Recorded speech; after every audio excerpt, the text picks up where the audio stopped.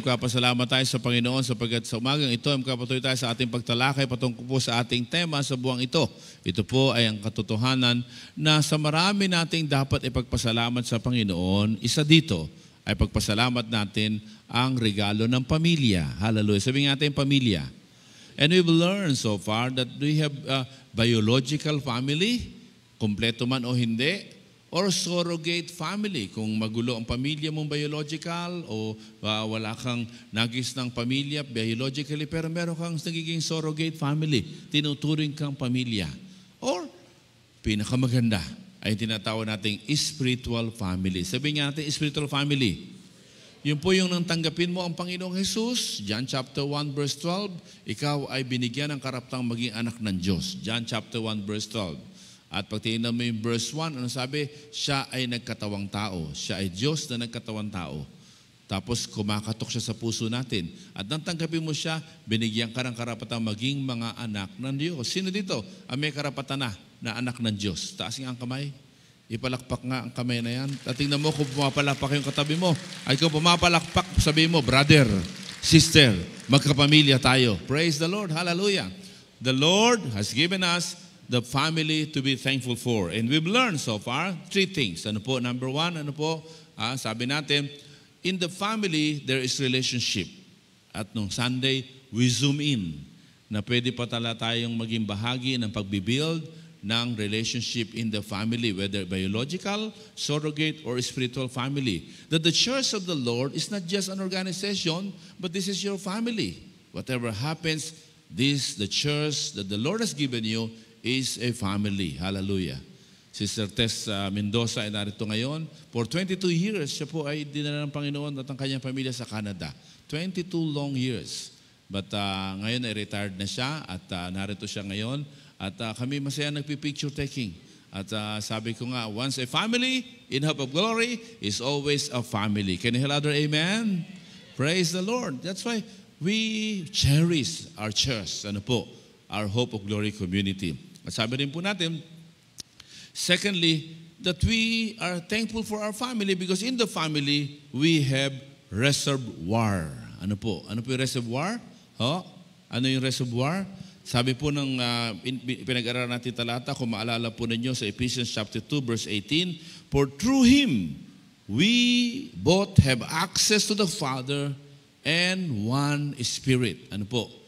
Through Him, we have access to the Father by one Spirit. Dahil tinanggap natin si Jesus, lahat tayo may access. Ikaw nyo nga access. At dahil access, di kung ano yung kayamanan ng Panginoon, ay may access tayo doon. Hallelujah. At inaral din natin as a reference point, ano po, or scripture, yung Romans 8:17 to 18. Naalala po ninyo yan? Romans 8:17 to 18. Ang sabi dyan, now, if we are children, then we are, ano na po? Kung tayo ay anak ng Diyos, tayo ay tagapagmana. Sabi mo sa katabi mo, heredero ka. Heredera ka. Ayun po. Ano po? Alam nyo, yung mga heredero at heredera, wala silang maraming pera sa busa. Wala silang maraming pera sa kanilang bank account.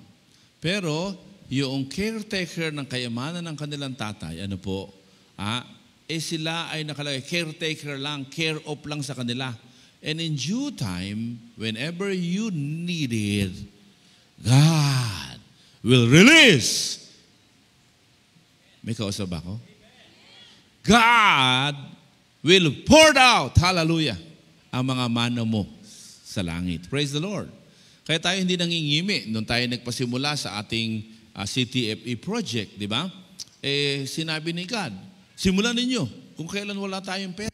Sapagkat nagamit natin yung pera natin magpatayo ng 3-story building sa Caloocan City. Ano po? Sabi namin, Lord, bakit ngayon? Linawin niyo po. At sabi ni Lord, itayo ninyo. Bakit po ngayon? Para hindi kayo magmayabang. Dahil kung meron kayong pondo, magmamayabang kayo dahil sa pondo ninyo. Ngayon, magtitiwala kayo. Ayaw ni God ng mayabang Ano po? Sabi mo sa katabi mo, ayaw ni God ng mayabang. Ayaw ng tatay natin ng mayabang. Kaya tayo mga magulang, kailangan bantayan natin yung ating mga anak. Kung nakakakitaan natin ng kayabangan, naku, i-correct mo na. Simula pa lang. Ano po? sapagkat hindi niya ikabubuti ang kayabangan. Kaya sabi natin, sige po Lord, susunod kami sa iyo. Sapagkat kami tagapagmana mo, hindi namin alam saan manggagaling, ikaw ang magpo-provide ng supply. Hallelujah! Praise the Lord. At ngayon, tingnan niyo yung ating building. Ano po, ha? Ayan, no? Isang floor na lang. Ha? Sabi mo, isa na lang. Pakilakas na isa na lang. At kapiraso na lang. Ang sapagkat yung 2/3 tapos na. At ito na lang, kapiraso na lang. Sabi mo, kapiraso na lang. Parang ayaw kapiraso na lang. Magdududa ka pa ba? Ha? Ha? At sabi mo, may pagkakataon ka pa na makibahagi. Ha? Nako, kaya po mapakaganda. Ano po? We proceeded with this project because of the fact that what the Lord says, we are heirs. Tayo'y tagapagmana. At ngayon po, yan po ang isang bagay na dapat natin pagpasalamat sa regalo ng pamilya. Dahil kayo at ako ay kabilang ng pamilya sa pamilya ng Panginoon, tayong lahat ay tagapagmana. Praise the Lord. Hallelujah. At ngayon, we are so blessed sapagkat we have Pastor Art Concepcion to expound to us. Ako po hindi ho magsisermon. Ano po? Ako'y taga-intro lang, taga-scripture reading lamang. Let us welcome the preacher for today, Reverend Art Concepcion. Maraming salamat po, Bishop. Thank you very much po, Bishop. Salamat at normally, ang pinapakilala ay Bishop, pero ngayon ako ang pinakilala ni Bishop, and kanyang inihanda ang akin pong pagde-deliver po ng mensahe ng Panginoon. Thank you. Bongga. Salamat po, Bishop. Sapagkat ang ating talata po ngayon ay bonggang-bongga. Yun po ay tumatalakay sa riches ng Panginoon at sa supply ng Panginoon. At ito ay pinangako para sa atin. At ito po ay entitled Secured in our riches. Secured in our riches. We can be rich, but we are insecure. Marami po tayong mga imbak, marami pong mga bagay na tayo pong tinatangkilik, no? Marami tayong po pwedeng ipagmalaki sang-ayon po sa pamantayan ng mundo, pero hindi po tayo secured. But our topic is different, bongga. Secured in our riches. Kung tayo po ay magiging mayaman, gusto natin po panatag din po ang ating puso. Maraming mga tao po na parang lagi pong sila sinusundan-sundan. At meron pong mga nagbabanta-banta sa kanilang buhay. Dahilan po sa kayaman ng kanilang taglay-taglay. Maraming mga tao pong kinakainggitan at pilit po na nilalaglag at binabagsak at ang kanilang buhay hindi panatag. But in Proverbs chapter 10 verse 22, we find this security in riches. Secured in his riches. Sino sa atin ho dito ang may gusto na siya po ay secured sa kanyang kayamanan? Magsabi ng malakas na amen. Gusto natin kung tayo po ay papayamaning tunay, tayo po ay panatag. The Bible tells us the blessing of the Lord brings wealth. This is a clear na assurance sa atin that God wants to bless us. God wants to bless you and God wants you to become rich. God wants you to be wealthy. Gusto ng Panginoon, maging mayaman ka. Yun lang nag-amen ang yayaman. Wala na hahabol. Ang gusto ng Panginoon ay maging mayaman ka. Hallelujah. Pero gusto rin ng Diyos without painful toil for it. Sapagkat meron po na mayaman that brings a lot of troubles sa kanilang buhay. But we want to be secured in our riches. Mayamang walang kabalisahan. Wow, is it possible? Sabi ng Bible kung tatagalugin mo yan at titingnan mo ang rendering sa Tagalog, yun po yung kayamanang walang kabalisahan. At ito po ang sinabi po sa atin ng Philippians 4:19. At ito ang natutunan ng mga mayayaman sa Biblia. Maging mayamang walang kabalisahan. Bigyan ko kayo ng halimbawa po, si Abraham po. Sa Genesis chapter 22 verse 8. Genesis 22 verse 8. Si Abraham, siya yung pinangakuan ng Panginoon na pagpapalain ang kanyang lahi at siya magiging instrumento ng pagpapala para pagpalain ng iba. Alam niyo ho, nung siya nagpapasimula ng pamilya at nandito ang kanyang anak, sabi ng kanyang anak, saan naman tayo kukuha ng iaalay? Ang sabi po ni Abraham, God Himself will provide. God Himself will provide, Jehovah Jireh. Ang Diyos ang magbibigay. Do we have the guts to say in our family na ang Diyos ang bahala? Ang Diyos ang magbibigay ng lahat ating pangailangan. Do we have that courage to declare that in our family, in our church, in our ministry? Yes, we've got. Atin pong ginawa yan. At hindi binigo ng Panginoon si Abraham. Kaya sabi ng bishop kanina, kaya man ang maaring hindi mo hawak-hawak, wala pa naman, hindi pa naman hawak-hawak, but God Himself will provide. Nakita niya na kahit wala pa. Kaya ikaw, wala pa ang kayamanan na hawak-hawak mo, pero panghawakan mo na. Nandyan ka na. Sino ang mayaman? Sino ang malakas na magsasabi ng ako yun? Palakpakan mo ang Panginoon. Hallelujah. And let the Lord hear your declaration that you are rich because God honors our declaration. And just like Abraham, just like Apostle Paul, my God will meet all your needs according to His riches and glory in Christ Jesus. Understanding the principle of riches and supply. And that is what I would like to share with you today. Understanding it is that being given the access, sabi nga ng bishop, yung imbakan, yung reservoir, na hindi po nauubusan. At tayo bilang bahagi ng pamilyang ito na pinangakuan, narito po ang mga prinsipyo ng kayamanan na ating ngayong pinanghahawakan. What are those principles? In this short verse, ay makikita po natin ang tatlong prinsipyo ng pagkaunawa upang tayo magkaroon ng kayamanang walang kabalisahan.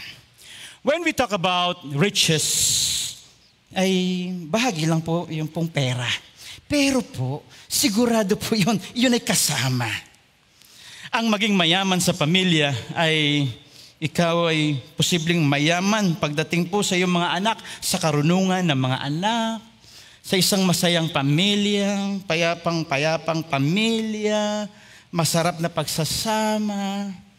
Alam niyo po, ang Panginoon nais niya po, bawat aspeto, and I would like to be discussing with you today, that God wants us to be blessed in every aspect. We want to be rich in every aspect of our lives. Kaya ng Diyos yun gawin? Lahat ng aspeto, hindi lang pera. Amen. Nais ng Panginoon na bawat aspeto ng ating buhay, tayo po'y payamanin. At ang mayamang yan ay walang kabalisahan. How to really be secured in our riches. The Bible tells us, my God will meet. My God will meet. Unang bagay po na kailangan nating matutunan, yun pong nais ng Panginoon, that this is what? A guaranteed what? Ito po'y guaranteed riches. Guaranteed riches number 1. Pwede ba natin sabing sabay-sabay? Guaranteed riches. Guaranteed riches, sorry. Guaranteed commitment. I'm sorry. Yan. Nahuli kasi, pag-appear. Guaranteed commitment. My God will meet. This is more than a promise, brethren, but this is a commitment. Commitment. God said in His Word, I will never ever leave you nor forsake you. That is a commitment. Ito po ay higit sa isang bagay na pinangako, kundi ito po ay Kanyang covenant po sa atin. Nung pinayaman niya ang mga Bible characters, that covenant goes with it. Hindi lang pinangakuan.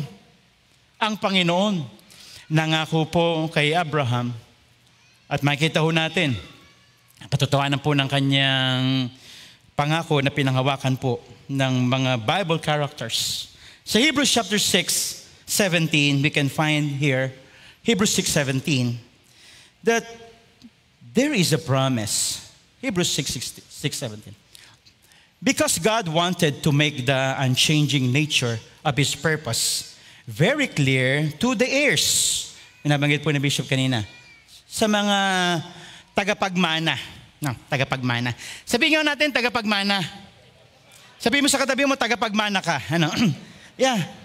That is our declaration. That's what we believe. Ito po, He is making it very clear sa mga tagapagmana of what was promised. What was promised. He confirmed it with an oath. Oath that God cannot lie. It is both a promise and an oath, a commitment, a covenant. When God said that I will provide, Kanya po ito na covenant sa atin. Kaya ho, ang pag-aalala, kung atin pong susumahin, talagang walang kwenta. Ano? Walang kwenta ang pag-aalala. I said, walang kwenta ang pag-aalala. Pwede mo bang sabihin sa katabi mo? Sabihin mo sa katabi mo, naiintindihan mo ba yon? Naiintindihan mo ba yon? Ano? Alala ka ng alala. Sayang lang yan eh. Kasi merong pangako ang Panginoon na ikaw ay tagapagmana at tutuparin niya yan. Merong covenant, commitment yan. Guaranteed yan. Hindi ka pababayaan. Hindi tayo pababayaan ng Panginoon.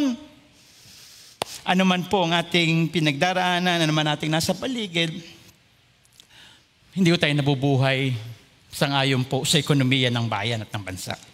Sabi nga ni Joshua kanina, no? Sa nangyayari sa atin pong bayan, ang daming nangyayari kaganapan, but our blessings do not depend on what is happening around us.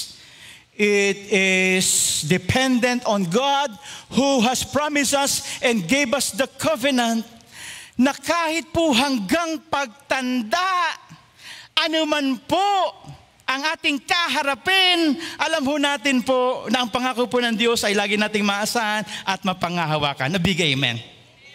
Yes, hallelujah. Sa Genesis chapter 24 verse 1, sabi po ng Panginoon, ito po si Abraham. Abraham was now very old, and the Lord had blessed him in every way.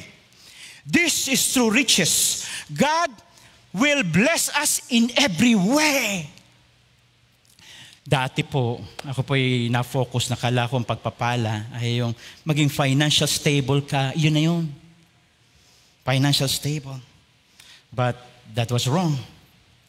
Sapagkat yun palang kahit hindi mo hawak-hawak at hindi mo alam agad-agad kung paano tutugunan ang iyong due date pala. Hindi mo alam. Pero you can still be secured and stable. Sapagkat kahit ikaw ay may hinuhulugan at may babayaran, ang mahalaga, alam mo na ang Diyos ang panggagalingan. Alam mo, manggagaling sa Kanya ang pangbabayad natin sa lahat ng ating pangailangan. Abigay, man. Pwede mo ba sabihin sa katabi mo, kaya huwag ka na mag-alala. Huwag ka na mag-alala. You are financially secured and stable. Sapagkat pangako ng Diyos yan eh. Hindi ka nga iiwan eh. Hindi ka nga pababayaan eh. God has blessed him in every way. Ibig sabihin yan yung kayamanan. Na wala pong anumang pag-aalala na kaakibat. There's no trouble in it. Walang pag-aalinlangan. At alam niyo po, sabi po sa atin, yan pong klase ng yaman. And my God will supply. My God will supply, very definite. Hindi naman sinabing, the Lord may give you what you need. Kundi talagang sigurado. Sa Diyos natin sigurado. Kaya yan ang masarap. Kaya ang masarap po sa yaman na meron tayo. Sigurado. Na hindi ka mag-aalala. Kahit tayo po ay merong mga banta ng karamdaman, pero mayaman ka, sapagkat mayaman ang Diyos na may kakayanang magbigay ng kalusugan. God has His own way of blessing His people. And we are blessed. Mayaman tayo. Kaya pag nakikita mo, mga pag-aalala mo ngayon sa pamilya mo, you declare that, I am rich. Nawawalan ka ng loob, you declare, I am strong. Hindi dahilan sa husay at galing natin, kundi dahilan sa natapos ng gawin ni Kristo para sa atin. Hallelujah. Di ba sabi ng song? And now, let the weak say, I am strong. Let the weak say, mali yata. And now, let the weak say, ayun, okay. Basta't mayaman ka. Yun lang. Mayaman ka. Mayaman ka sa kalakasan, sa kalusugan. And God has promised us. Covenant niya yan eh. God is bounded by what He had said. Ang mahalaga lang po, para sa atin, garantisado na po yan. No. It is confirmed with both a promise and an oath. Guaranteed commitment. At sabi po sa atin, ang binasa ho natin, 37, verse 25 of Psalms. Psalm 37, verse 25. Binasa natin. Wala akong nakita, sabi niya, wika niya, 37:25 again. Psalms, I was young and now I'm old, but I have never seen the righteous forsaken, and I have never seen yung mga anak na malimos. Psalm 37, verse 25. Ang atin pong pamilya, ang kinabukasan nila ay nasa mga kamay ng Panginoon na hindi sila pababayaan at hindi ho magiging kawawa kailanman sapagkat mayaman tayo sa harapan ng Panginoon. Hindi ho tayo papayagan ng Diyos na magkaroon ng pamilyang kawawa kung tayo nagtitiwala. Mapalad ang ating pamilya. Kapag may problema ka sa anak mo, kailangan mo lang gawin ay deklara na ang Diyos ang seguridad natin, hindi sila pababayaan ng Diyos, magtatagumpay ang ating mga mahal sa buhay, magtatagumpay ang ating mga anak, magtatagumpay tayo sa ating kabuhayan sapagkat yan ang kalooban ng Panginoon. This is guaranteed. Commitment ng Panginoon yan. Kaya never ever limit your perspective sa nangyayari sa kasalukuyan. Never ever give up kung ano ang plano ng Panginoon because God is never mistaken. Mahalaga ang iyong mga anak sa Diyos. Mahalaga tayo sa Panginoon. Mahalaga ang ating pamilya sa Panginoon. Napakahalaga. Kaya nang sabihin sa atin ng Panginoon, and my God shall supply all your needs according to His riches and glory. He will make His face shine over you. Jehovah Jireh cares for you. Nagmamalasakit ang Panginoon. Napakahalaga mo sa Lord.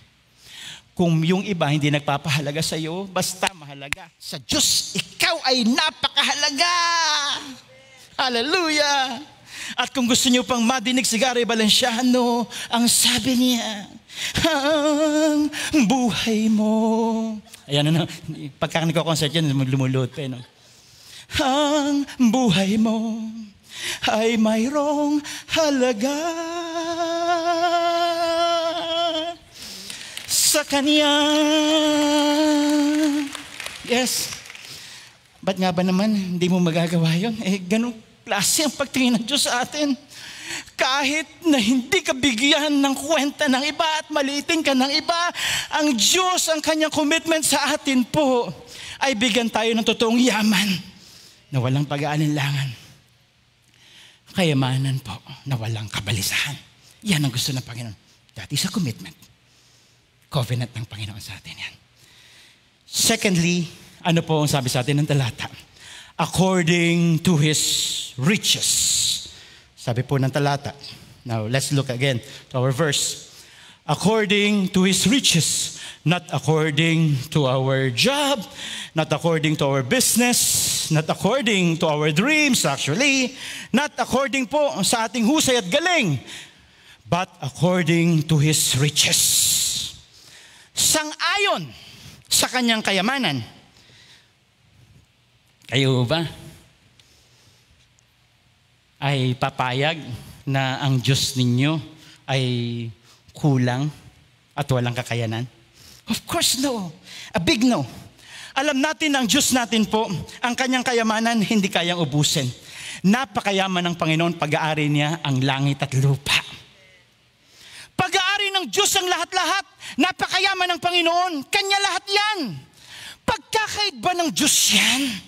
Ibinibigay niya na nga sa atin ang lahat at gusto niya maranasan natin ang lahat.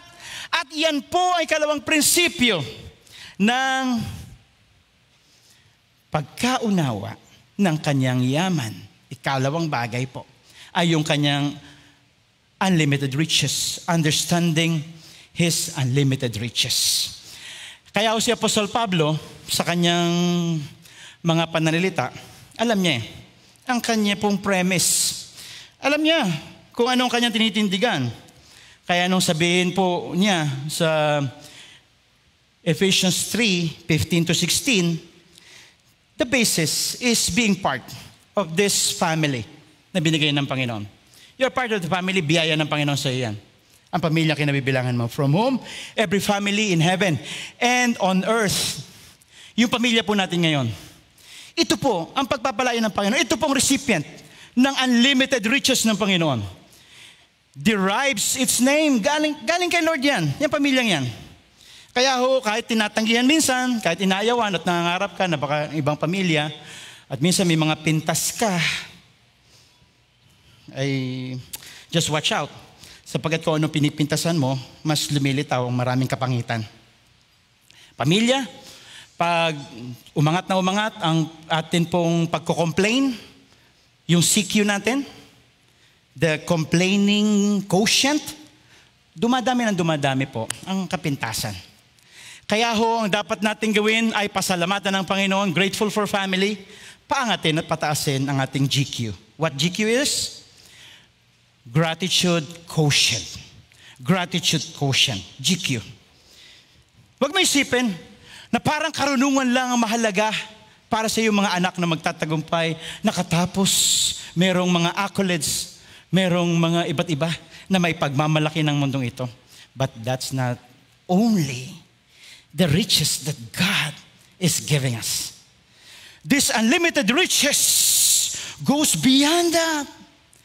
Balik natin sa Ephesians 3:15.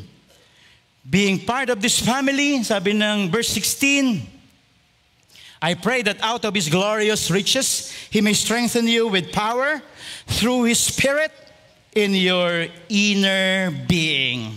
Hallelujah. Now, dito makikita natin po yung kakaiba naman pong glorious riches. Within. Yun pong ikaw ay maging maligaya, maging tunay na payapa at panatag, isang kayamanan yan, hindi mabibili yan. Na sa mundo ngayon, we think na talagang very elusive,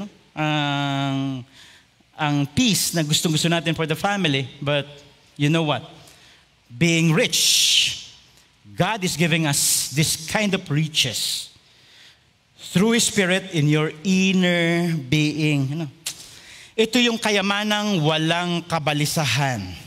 Every aspect, not only in financial stability, but also po sa atin pong kalooban, sa atin pong mga emosyon. Ang sarap namang tingnan na ang pamilya ay nagiging tunay na mayaman sa kanilang paglalakbay at nilalakaran. And therefore, what we are discussing here para sa ating pamilya ay huwag mong i-ignore. Sapagkat kailangan natin pong isaturate ang ating pamilya with all those blessings. If we are just highlighting the blessing materially and ignoring and not giving emphasis on the spiritual blessing, we may be missing. Sapagkat maaaring ang kayamanang atin pong pinupuntahan ay ang kayamanang puno ng kabalisahan. We want to have a secured riches.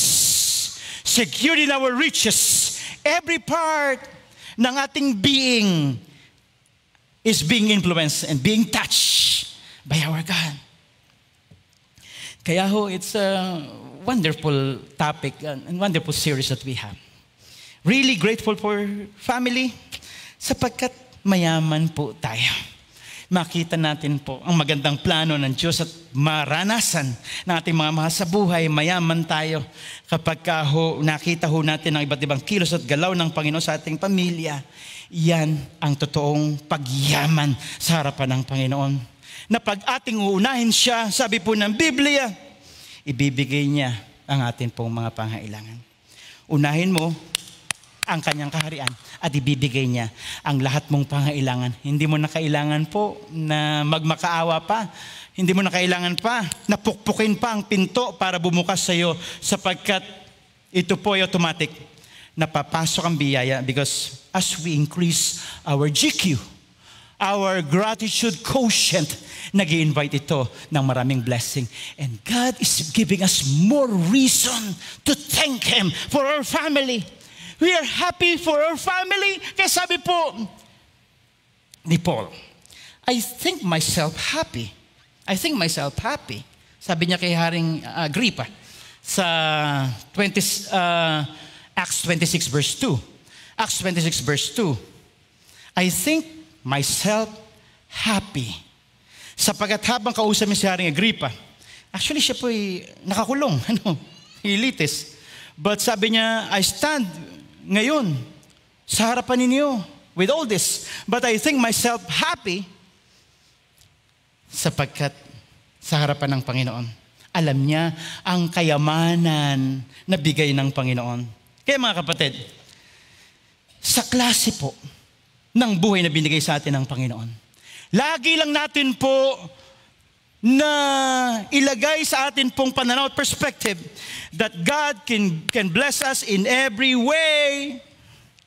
2 Corinthians 9:8 says, at may kakayanan ng Diyos na kayo pasaganain sa lahat ng bagay. And God is able to bless you abundantly so that in all things, at all times, papasaganain tayo ng Panginoon. In all things, at all times, sinong may gusto sa atin ng ganon?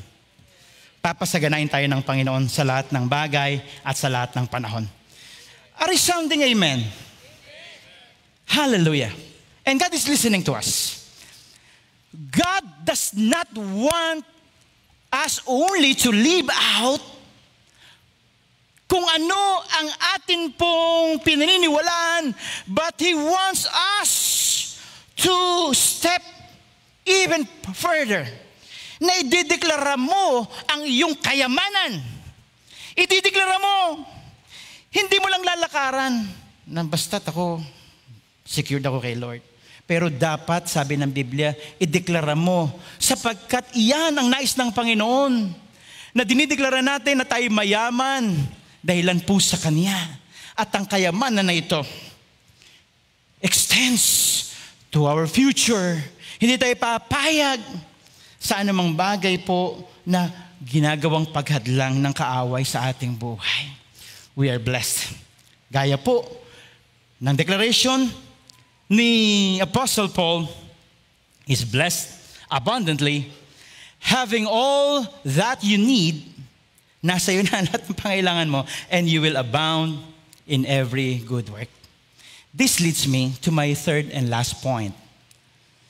That understanding this principle of God's riches and supply is found that in this verse, He will meet all your needs. Sabi kanina, having all that you need, no?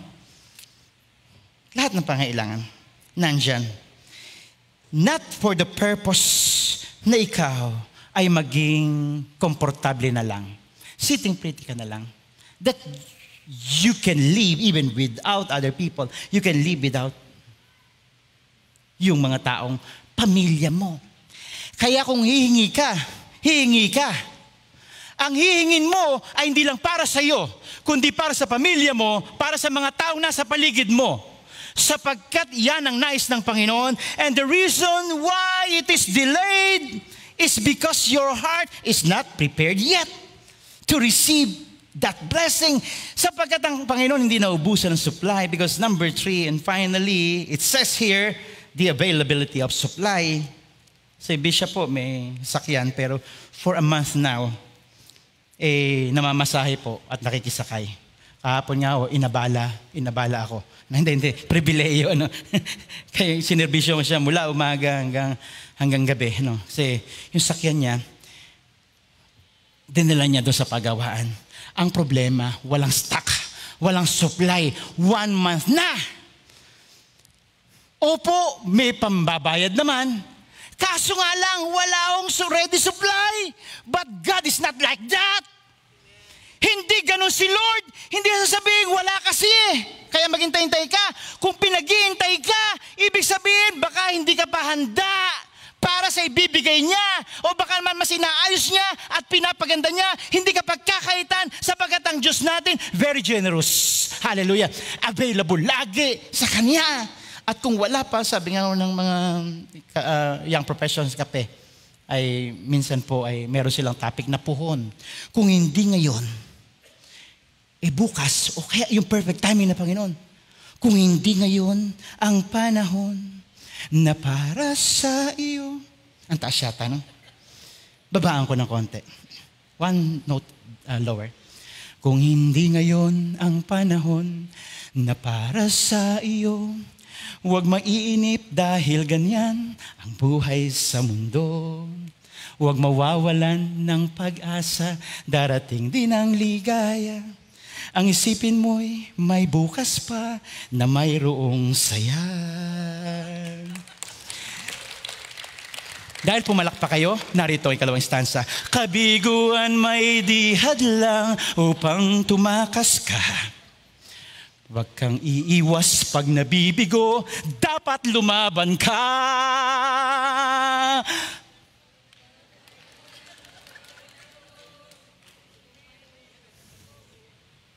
Ang liwanag ay di magtatagal at muling mamamasdan.